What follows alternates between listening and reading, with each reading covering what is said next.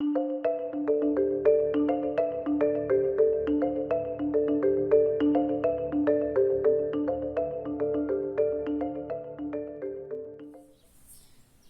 dia, pessoal. Finalmente eu vou conseguir gravar uma partida do jogo Mini Hog, né, do Paulo Di Stefano e Gabriel Gendron.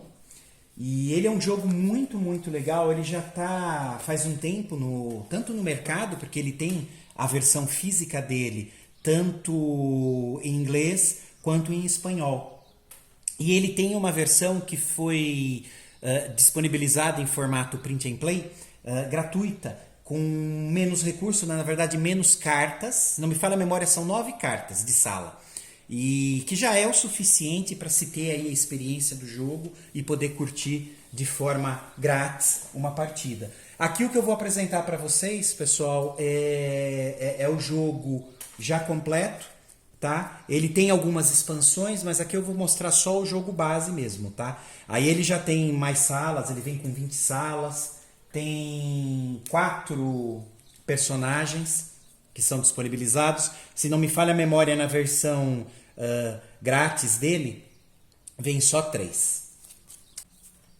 Aqui no caso, pessoal, eu também fiz a opção de imprimir essa playmat. Eu sempre prefiro jogar com elas, que eu acho que dá uma imersão maior no jogo e fica mais fácil para organizar as coisas.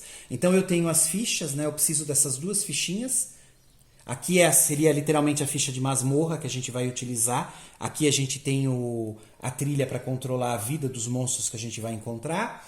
Aqui do lado a gente tem os pisos, tá? E cada piso ele é dividido no que eles chamam de zona, tá? Então a gente vai ter a zona 1, zona 2, o piso 2 a gente tem a zona 3, a zona 4.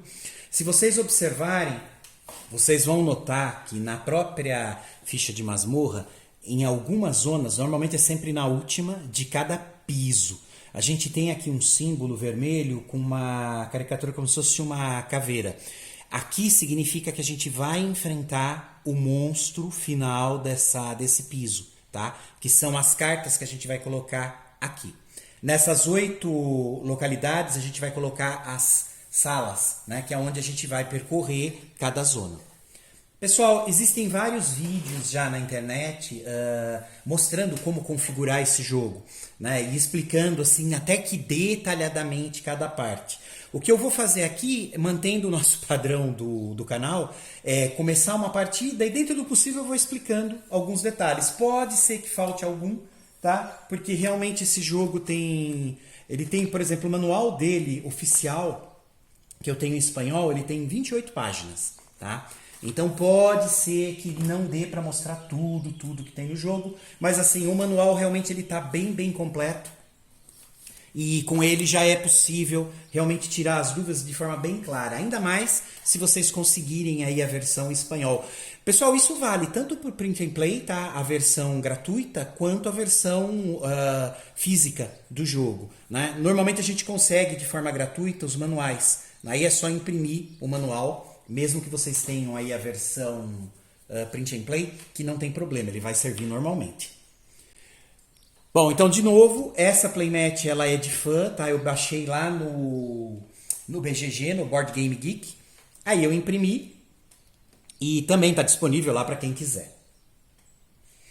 Bom, vamos lá. Vamos fazer a configuração e depois eu vou mostrando ele funcionando ao longo do jogo. Lembrem que isso é um Dungeon Crawler, tá? Então a gente vai fazer uma exploração de masmorra, que é o tipo de jogo que eu adoro. Bom, pessoal, então a primeira coisa é escolher um dos personagens. Se vocês olharem, a carta do personagem tem alguns ícones que são no mínimo interessantes. Aqui do lado a gente tem as configurações que a gente vai usar de status, que elas ficam aqui, tá? Se vocês olharem aqui embaixo, normalmente cada personagem vai ter 2 habilidades. Se vocês olharem, por exemplo, a sacerdotisa, olha só. Ela tem 13 de vida, começa com 2 de ouro, começa com 3 de comida e ela já começa com esse ícone daqui, que é o ícone Poção sagrada, então a gente já começa com essa poção também e a gente faz a marcação aqui em cima, né? Eu acabei não mostrando, mas a gente tem aqui essa fichinha que é exatamente o controle de todo o status do XP, né? Do nível do personagem, porque ele vai aumentando o nível ou diminuindo dependendo do que acontece durante o jogo. A gente tem aqui a parte de armadura, a gente tem aqui a parte de vida, que é HP, a gente tem a comida que fica marcado aqui. Aqui tem a parte de ouro, que também a gente vai ver como funciona, porque a gente pode adquirir itens e melhorar aqui alguns status com ele. A gente tem a parte de poção que fica aqui. O que a gente não vai usar é essa parte de baixo, pelo menos não nesse jogo, porque não é uma campanha, tá? Normalmente se usa isso daqui para campanha. Aqui do lado a gente tem aqui algumas referências, aqui tem os ícones, né, que a gente utiliza, porque esse jogo, ele, pelo menos nesta versão que eu tenho, ele usa muito ícone, né? Exatamente para não ficar com aquele monte de texto. Então a gente pode consultar os ícones aqui ou mesmo no manual, para quem preferir. Eu gosto da Playmat por conta disso, ela pelo menos acelera um pouquinho o processo. Assim, a gente tem também aqui as duas habilidades passivas do personagem, e isso varia de personagem para personagem, tá? Normalmente, quando a gente utiliza uma dessas habilidades, a gente vira a carta e ela vai ficar assim, até que algum acontecimento aqui na masmorra permita que a gente vire ela de volta, ou o que acontece quando a gente chega no final da zona, tá? No final da zona, lembrando, zona são esses quadradinhos que a gente vai rastrear também, que ali ele dá a possibilidade de virar ela de volta, já se preparando para a entrada da próxima zona. Bom, eu vou escolher a sacerdotisa, tá? Então depois a gente vai configurar. Aqui eu já estou com ela, ó, vou até colocar já na Playmat no lugar certo. De novo, pessoal, não precisa da Playmat para jogar, tá? Mas a configuração na mesa ela fica muito parecida. Ó, vou deixar ela aqui. Os outros que tem aqui o ladino, né? O mago e o cruzado, eu não vou jogar hoje. Vou deixar ele aqui talvez numa outra partida. Aqui eu estou utilizando um dos marcadores do jogo físico, tá? Que vem. Esses marcadores eles têm um para cada personagem. De um lado é para a gente, na verdade, usar como se fosse um peão. A gente vai rastrear a posição do personagem dentro dessa masmorra. E se acontecer alguma coisa, a gente também tem esse ícone daqui, que seria como se estivesse cego. A gente vira e continua utilizando aqui. Também vou explicar como essa parte de cegueira funciona. Bom, vamos lá. Já escolhi o personagem, então vai ser a sacerdotisa. Bom, a personagem tem 13 de vida, então eu estou usando a fichinha dela aqui de status, a gente vai colocar marcando aqui, ó, no HP. Se vocês olharem, tem um ícone, tá? Os ícones eles vão facilitar bastante. Então a gente vai começar aqui com 13 de vida. Ela tem 2 de ouro e 3 de comida, então vamos lá. Ela tem 2 de ouro. Ela tem já 3 de comida.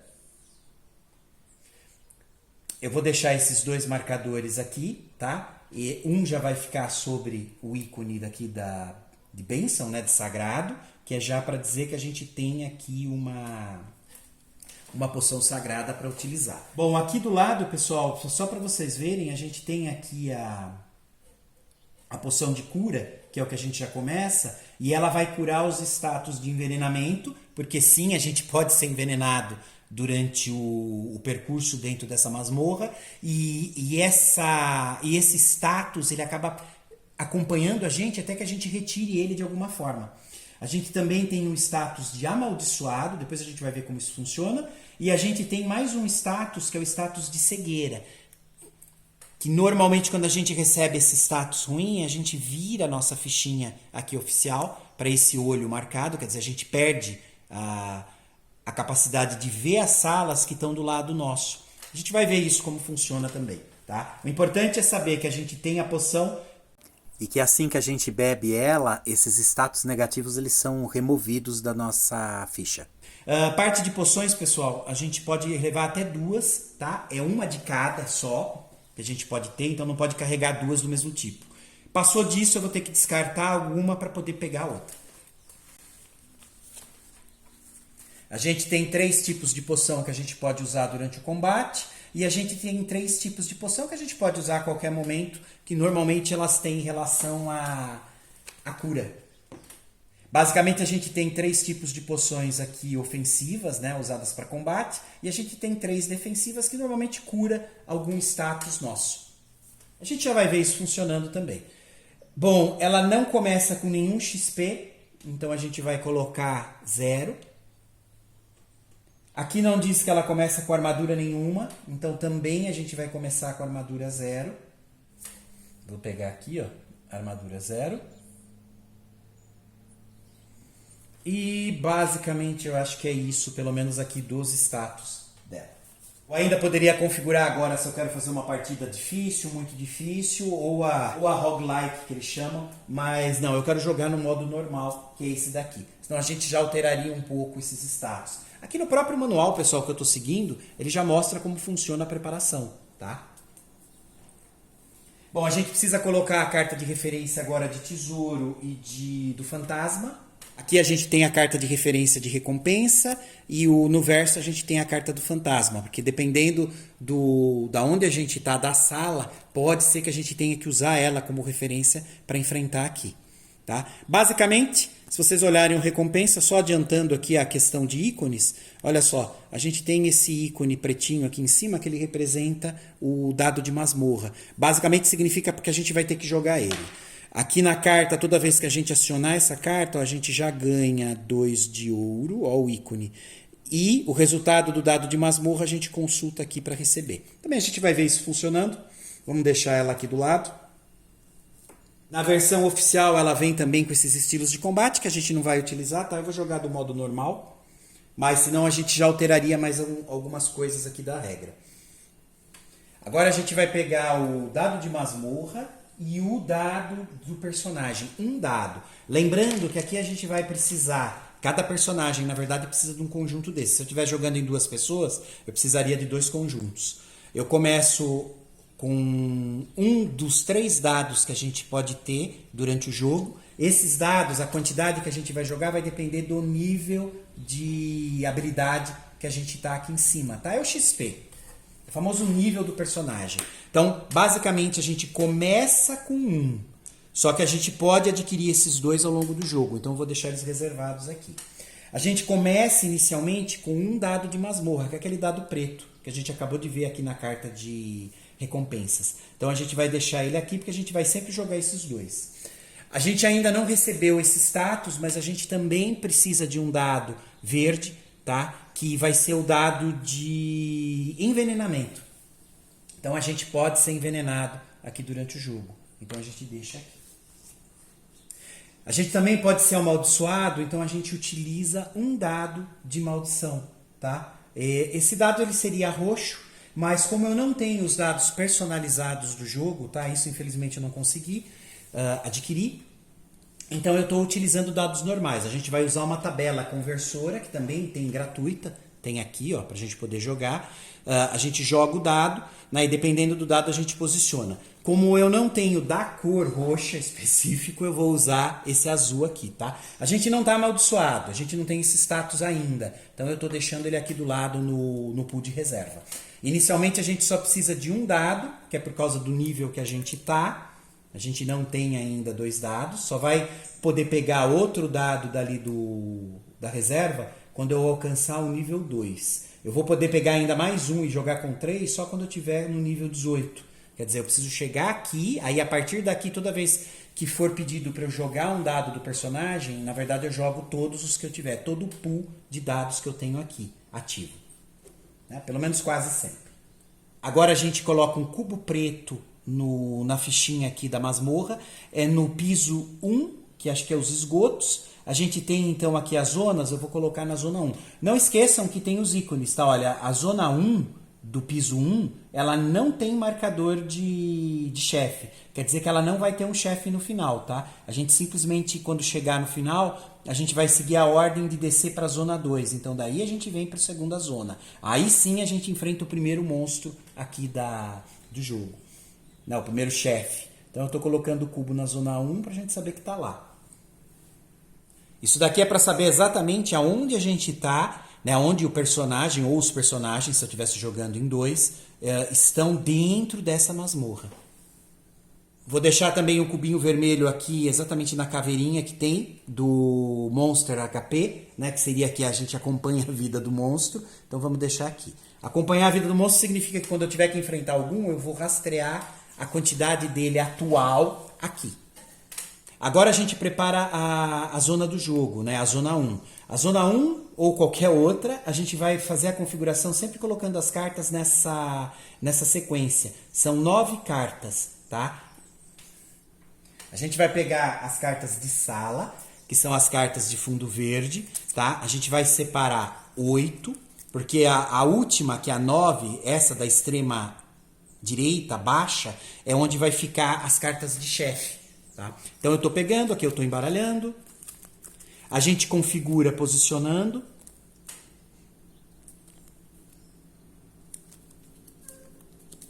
depois eu ajusto melhor.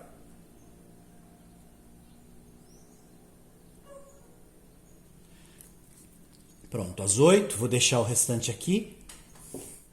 Agora a gente faz assim, como a meta do jogo é enfrentar o chefe final, que é o Cadáver de Og, tá? A gente separa ele e deixa ele como última carta, tá? Como a gente já sabe que é a última, tanto faz se vocês vão deixar assim ou assim, tá? O jogo, a regra pede para deixar ela virada para baixo. Agora a gente pega o restante dos chefes que tem, são 4 cartas aqui nessa versão, a gente embaralha, deixa eu só posicionar isso direito, prontinho.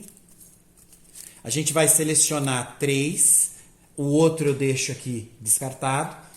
Esses 3 eu vou colocar em cima do chefe final, que é o Cadáver do Og. Então agora a última parte da preparação aqui do jogo vai ser virar a primeira carta da extrema esquerda acima, ou seja, essa daqui. Então eu estou virando ela e vamos ver o que vem, olha lá. Pazilo, corredor. Então boa, vamos deixar ela aqui. Só para vocês visualizarem. Olha só, pessoal, então aqui, por exemplo, na carta aqui de corredor, a gente já sabe que ela é do tipo tumba. Se eu pegar o manual, cada ícone que eu tenho aqui de selo vai dizer exatamente como que a carta funciona. No caso da carta de tumba, olha só. Para resolver uma carta de tumba, realiza uma prova de habilidade. Se tem êxito, pode modificar o resultado do dado de masmorra em +1 ou -1. Se não, você tem que aceitar e aplicar o resultado do dado de masmorra. Lembrem que o dado de masmorra é o preto. Então eu faço o teste de habilidade. Olha o ícone dele aqui, tá? Então sempre que tiver um teste de habilidade. Eu jogo junto também o dado de masmorra, tá? Se eu passar, eu vou poder somar ou diminuir o valor de 1 no resultado do dadinho preto. Aí eu utilizo aqui o resultado. Bom, então eu virei, estou posicionando o meu marcador ou peão, tá? Que eu vou usar o marcador oficial do jogo, tá? Deixo aqui em cima. E esse marcador é específico dela. Podem ver que o desenho que a gente tem é o mesmo do selo que ela tem aqui pequenininho do lado. Pessoal, a habilidade dela passiva, né? Ela tem as duas que eu posso utilizar a qualquer momento e eu viro a carta. Ela tem o tributo divino que eu posso usar durante o combate. Ó, perde qualquer quantidade de vida infligindo dano igual ao dobro dessa quantidade. Então eu posso fazer isso em qualquer combate, mas aí eu viro a carta e eu não consigo mais utilizar esses poderes. Eu vou ter que recarregar isso de alguma forma depois. Tem aqui o que eles chamam de plegaria, oração, que a gente pode usar para explorar. Olha, ela cura 2 de vida a qualquer jogador. Cura também maldição se a gente estiver com ela. E aí vira essa carta. Então é legal que se a gente precisar de vida eu posso curar 2 e ainda se eu tiver amaldiçoado eu tiro a maldição. Poxa, ela é uma sacerdotisa, né? Agora a gente pode começar o jogo propriamente dito. Aí eu já vou lidar com a primeira sala e começa a exploração da masmorra. Bom, pessoal, basicamente é isso, o início, tá? Eu vou terminar esse vídeo que já deve ter ficado um pouquinho longo, mesmo com tudo mais simplificado. Que eu falei, eu prefiro mostrar as coisas funcionando durante o jogo. Vocês podem assistir, por exemplo, a apresentação das regras feitas lá no canal do Joquinhos Hard. Ele vai dar aqui uma apresentação bem legal de todas as regras. Aqui, como a ideia é fazer uma partida, eu só vou apresentando as regras conforme elas forem aparecendo. Beleza? Pessoal, a gente já volta.